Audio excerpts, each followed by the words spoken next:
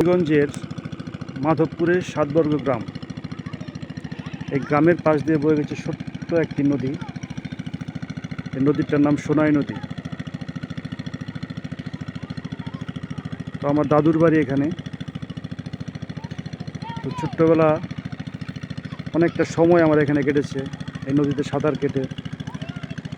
এই নদীর পাড়ে অনেক সুন্দর সময় আমার কেটেছে।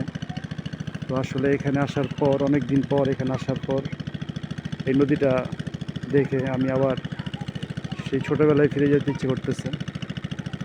খুবই ভালো, খুবই সুন্দর, খুবই মনোরম একটা পরিবেশ। দেখলে মনে হয় শুধু দেখি।